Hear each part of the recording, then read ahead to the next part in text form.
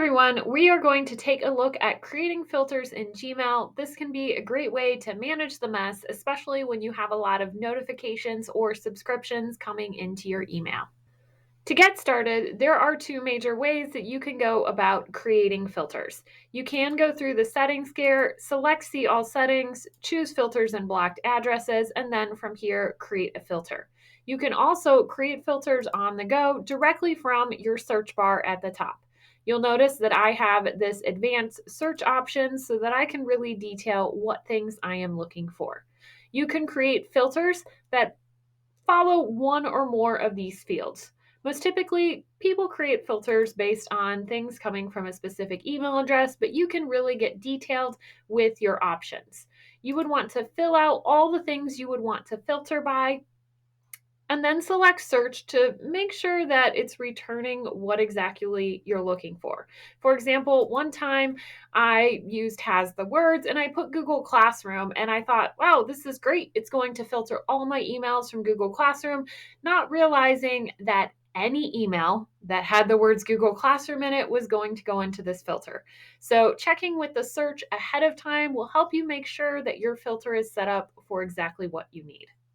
Another way that you can create filters is by opening an email. So I'm going to click into this one email. It's coming directly from Google Classroom, and I want to create a filter that's filtering messages like these. At the top, I select the three dots and choose filter messages like these, and I see that Google automatically recognizes this message's email address. I can see in the background exactly what things are being filtered. And if I click back on that, I have the option to create a filter right then and there. I'm going to select Create Filter. And here's where you can choose one or more of these options. Really thinking about which options you want before you hit the final Create Filter will make sure messages aren't going to the wrong place. I like to skip the inbox with some of these messages. I don't need them also showing up in my inbox from Google Classroom, but I do want to apply the label of Google Classroom. So now any messages that come from this exact email address are going to skip the inbox and go directly to the label of Google Classroom.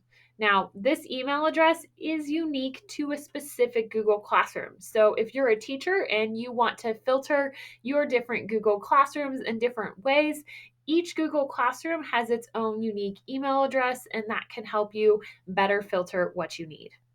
You can decide maybe you just want to start deleting some of the junk mail or choose other things that you want to have happen to this. I can choose to also apply the filter to three matching conversations, so it grabs those things right there. I'm going to select Create Filter, and I've now filtered those messages. They've all gone directly to Classroom, and if I click over to my inbox, they are no longer there. If at any point I need to tweak that filter or change it, this is where I'd want to go to the Settings gear, select See All Settings, choose filtered and blocked addresses, and then underneath here I can see that specific filter. I can edit it at any point.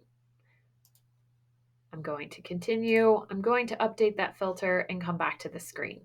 Notice you do have also the ability to block addresses, and messages from these addresses will appear in spam. This may be beneficial for those annoying subscriptions that no matter how many times you hit unsubscribe, they keep adding you back to the list and you're stuck in a never-ending cycle.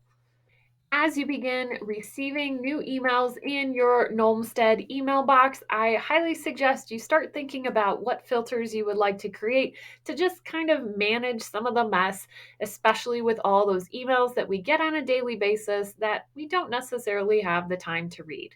One last tip with filters that is very beneficial is coming back to our labels. I talked about this in an earlier video that sometimes I don't need Google Classroom to show up unless if there are in unread emails specifically in this label. So I'm going to have it show only if unread.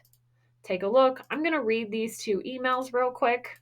And now that I've read those emails, my label has been hidden underneath that more section down here.